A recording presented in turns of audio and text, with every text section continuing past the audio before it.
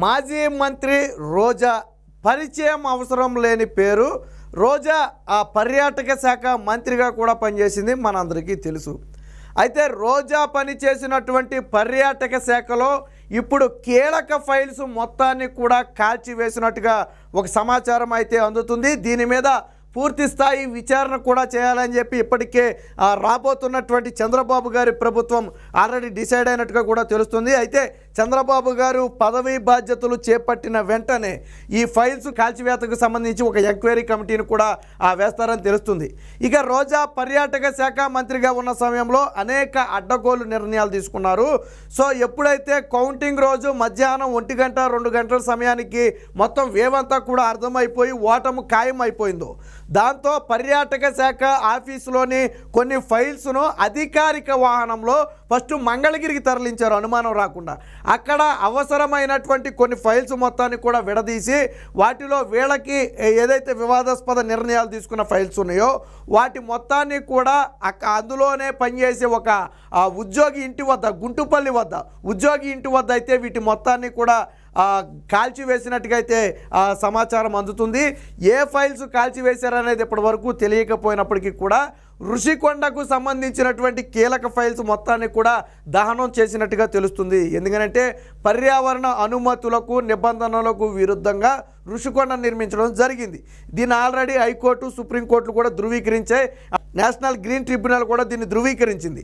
దీనికి సంబంధించినటువంటి కొన్ని కీలక ఫైల్స్ను మాయం చేయడంతో పాటు దాదాపుగా 500 కోట్ల రూపాయలతో ఋషికొండ కట్టినట్టుగా మనకి లెక్కలు చెబుతున్నాయి. సో ఆ లెక్కలకు సంబంధించినటువంటి అనేక ఫైల్స్ మొత్తాన్ని కూడా మాయం చేసినట్టుగా తెలుస్తుంది. ఇదే సమయంలో పర్యాటక శాఖలో నిబంధనలకు విరుద్ధంగా చేపట్టినటువంటి పనులకు, కాంట్రాక్టు పనులకు, అంటే ఇతర సంస్థలకు, తమకు కావాల్సిన సంస్థలకు దోచిపెట్టడం కోసం ఏదైతే పనులు కట్టబెట్టారో ఆ పనులకు సంబంధించిన లావాదేవీలకు సంబంధించిన ఫైల్స్ మొత్తం కూడా మాయం చేసినట్టుగా తెలుస్తుంది. ఇదే సమయంలో పర్యాటక శాఖలోని రవాణా విభాగాన్ని పక్కన పెట్టి ఒక ప్రైవేట్ ట్రావెల్స్ మొత్తానికి కూడా కాంట్రాక్ట్ ఇవ్వడం జరిగింది.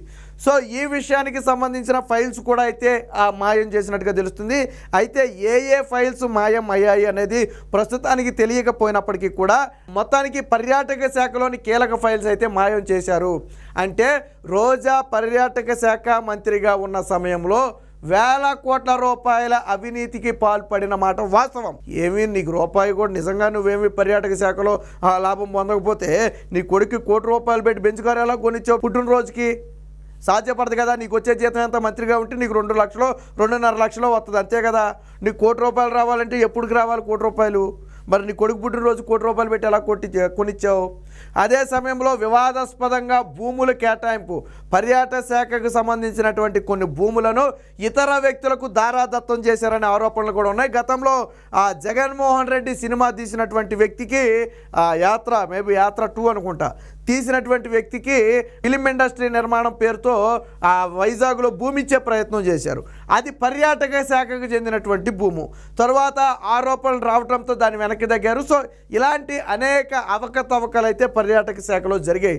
కేవలం పర్యాటక శాఖే కాదు, అంతకుముందు ఏపీఐఐసి చైర్మన్గా కూడా రోజా వ్యవహరించింది.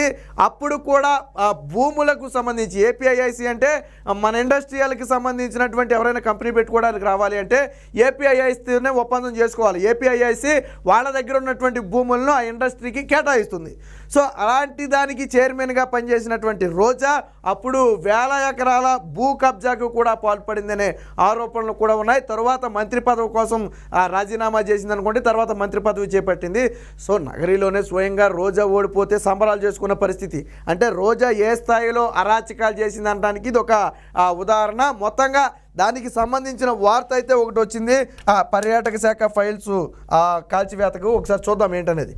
సో ఇక్కడ చూడొచ్చు, పర్యాటక శాఖ ఫైల్స్ మాయం, విజయవాడ శివారు గుంటిపల్లిలో కాల్చివేత, 5 ఏళ్లు అడ్డగోలుగా చేసిన అవినీతి ఫైల్స్ అన్నీ ఓట్ల లెక్కింపు రోజు ఆఫీసు కారులో మంగళగిరికి తరలింపు, అక్కడ నుంచి కీలక ఫైల్స్ గుంటుపల్లికి తరలించి దహనం. సో ఇక్కడ మ్యాటర్ ఏంటంటే ఎన్నికలు కౌంటింగ్ రోజు ఎప్పుడైతే ఓటమి ఖాయమైపోయిందో, ప్రభుత్వ ఓటమి ఖాయమైపోయిందో అప్పుడు వెంటనే ఆఫీసు కారు, ప్రైవేట్ కారు అయితే మళ్ళీ అడ్డుకుంటారనే భయంతో ఆ పర్యాటక శాఖకు చెందినటువంటి ఆఫీస్ కారులోనే అక్కడ ఫైల్స్ అన్నీ వెతికి తీసేంత ఇది ఉండదు కదా, టైం ఉండదు కదా, ఆఫీసులో ఎవరికైనా దొరికేస్తారు, ఎవరైనా ఫోటోలు వీడియోలు తీస్తే మళ్ళీ అది ఇబ్బంది అవుద్ది అని ఏం చేశారంటే ఆ ఫైల్స్ అన్నీ కూడా తీసుకురమ్మంటే తీసుకొచ్చేసారట. తీసుకొచ్చేసి ఏం చేశారు, గుంటుపల్లి మంగళగిరికి తరలించి అక్కడ వాటిని విడదీసి అందులో ఉన్నటువంటి కావాల్సినటువంటి ఫైల్స్ మొత్తాన్ని తీసేసి మిగిలిన మళ్ళీ యాజ్ ఇట్ ఈస్గా కట్టలు కట్టేసి ఆ తీసినటువంటి ఫైల్స్ను గుంటుపల్లికి తరలించి అక్కడ కాల్చివేశారు. సో దీనికి సంబంధించిన కొద్ది గొప్ప ఆనవాళ్ళు కూడా దొరికినట్టుగా ఉన్నాయి. సో ఇది ఖచ్చితంగా రోజా మెడకైతే ఈ స్కాము చుట్టుకోబోతుంది. ఖచ్చితంగా రాష్ట్ర పర్యాటక శాఖలో గుట్టు చప్పుడు కాకుండా ఫైల్స్ తరలించడం, వాటిని కాల్చివేయడం కలకలం సృష్టిస్తుంది. సార్వత్రిక ఓట్ల లెక్కింపు, ఎన్నికల ఓట్ల లెక్కింపు రోజే మధ్యాహ్నం 3 గంటలకు భారీ బండిల్స్తో కూడిన పర్యాటక ఫైల్స్ను మంగళగిరిలోని రాష్ట్ర పంచాయతీరాజ్ కమిషనర్ కార్యాలయానికి తీసుకెళ్ళినట్టు తెలుస్తుంది. సో వీటిని కూడా ఎక్కడికి తీసుకెళ్లారంటే పంచాయతీరాజ్ కార్యాలయానికి తీసుకెళ్లారట.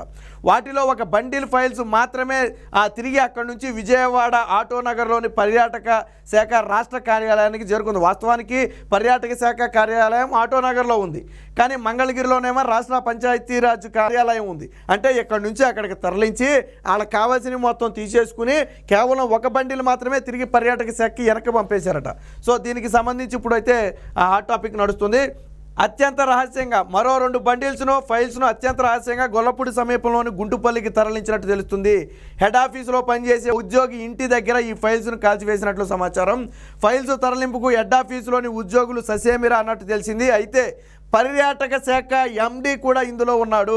పర్యాటక శాఖ ఎండి కన్నబాబు రంగంలోకి దిగి నేను సీఎంఓలోకి వెళ్ళబోతున్నాను, మీ అందరినీ నేను చూసుకుంటాను, మీకేం భయం లేదని హామీ ఇచ్చి ఆ పర్యాటక శాఖ ఆఫీసులోని ఫైల్స్ అన్నీ కూడా తరలించినట్టుగా అయితే తెలుస్తుంది.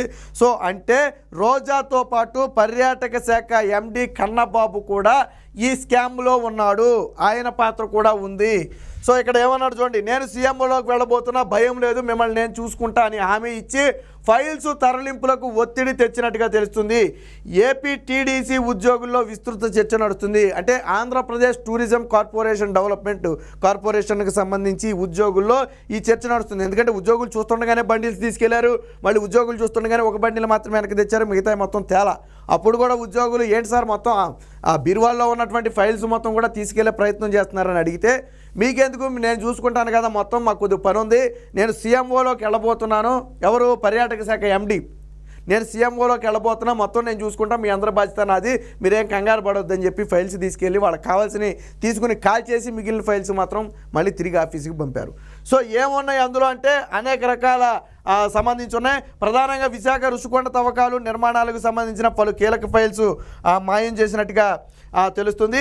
ఏపీ టీడీసీలో ఈడీగా పనిచేస్తున్న మాల్రెడ్డి ఇందులో కీలక పాత్ర పోషించినట్టు చెబుతున్నారు.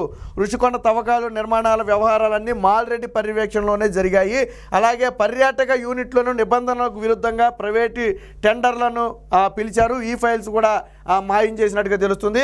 ఇక నిబంధనలకు విరుద్ధంగా వాటిని తాకట్టు పెట్టి పర్యాటక శాఖకు సంబంధించినటువంటి ఆస్తులు తాకట్టు పెట్టి రుణాలు తెచ్చారు. దానికి సంబంధించిన ఫైల్స్ కూడా మిస్ అయినట్టుగా తెలుస్తుంది. సో ఇంకా ఇదే కాకుండా మైపాడు బీచ్ రిసార్ట్లో రేకుల షెడ్ మరమ్మతులకు 4 కోట్లు ఖర్చు చేసినట్టు తెలుస్తుంది. అంత ఖర్చు పెడితే పక్కా భవనాలే నిర్మించవచ్చు, ఆ డబ్బులన్నీ పక్కదారి పట్టించారు. దానికి సంబంధించినటువంటి ఫైల్స్ కూడా మాయం చేసినట్టుగా తెలుస్తుంది. ఇక విజయవాడలోని ఆటోనగర్లోని ఏపీటీఏ ఆఫీసులో రహస్యంగా కాంట్రాక్టర్లతో సమావేశాలు నిర్వహించి ముందస్తు కమిషన్లుగా తీసుకున్నట్టుగానే తెలుస్తుంది. ఏపీటీడీసీ అంటే ఆంధ్రప్రదేశ్ టూరిజం డెవలప్మెంట్ కార్పొరేషన్ రవాణా విభాగం పక్కన పెట్టి, పర్యాటక శాఖకు ఒక రవాణా విభాగం ఉంటుంది, దాన్ని పక్కన పెట్టి కళాధర్ ట్రావెల్స్ సంస్థకు ఎలక్ట్రిక్ బస్సులు సరఫరా చేసేందుకు నిబంధనలకు విరుద్ధంగా కట్టబెట్టారు. ఈ కళాధర్ ట్రావెల్స్ సంస్థే టీటీడీ దర్శనం టికెట్లను కూడా విక్రయించుకునే అధికారాన్ని కూడా నాడు కల్పించడం జరిగింది.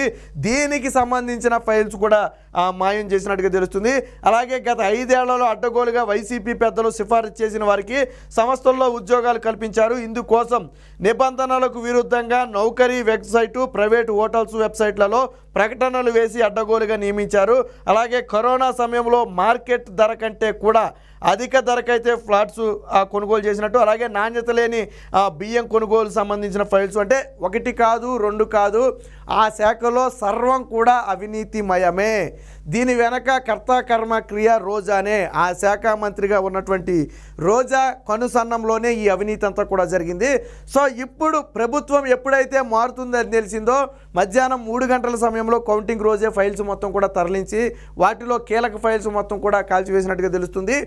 ఇది ఆల్రెడీ ఇప్పటికే చంద్రబాబు గారి దృష్టికి, నారా లోకేష్ దృష్టికి కూడా వెళ్ళినట్టుగా సమాచారం. ప్రస్తుతానికి ఆ పర్యాటక శాఖ నుంచి ఎటువంటి ఫైల్స్ కూడా కదలకూడదని చెప్పి ఆదేశాలు అయితే జారీ చేసినట్టుగా తెలుస్తుంది. ఇక రేపు ప్రమాణ స్వీకారం చేసిన తరువాత దీని మీద కేవలం పర్యాటక శాఖలో జరిగినటువంటి అవకతవకల మీద, అవినీతి మీద ప్రత్యేకంగా ఒక అవసరమైతే ఒక బృందాన్ని ఏర్పాటు చేసి, ఒక సిట్టుని ఏర్పాటు చేసి అసలు 5 ఏళ్లలో ఏం జరిగింది పర్యాటక శాఖలో, రోజా వచ్చిన తర్వాత ఎంత అవినీతి జరిగింది, ఎలాంటి ఫైల్స్ మాయమయ్యాయి అనే దాని మీద పూర్తి విచారణ అయితే చేయాలని నిర్ణయించినట్టుగా తెలుస్తుంది. సో మొత్తానికి రోజా మెడకైతే ఈ ఫైల్స్ కాల్చివేత వ్యవహారం చుట్టుకోబోతుంది. రోజా కనుసన్నంలోనే ఫైల్స్ మొత్తాన్ని కూడా కాల్చివేశారు. అంటే అడ్డగోలుగా అధికారాన్ని ఎందుకు వీళ్ళు మంత్రి పదవులు కావాలి, ఎందుకు వీళ్ళకి చైర్మన్ పదవులు కావాలి అంటే ఇలా అడ్డగోలుగా దోచుకోవడానికి, మాట్లాడితే ప్రతిపక్ష కౌరులు చెప్పుద్ది, లేకపోతే చంద్రబాబు, లోకేష్, పవన్ కళ్యాణ్ మీద విమర్శలు చేస్తుంది.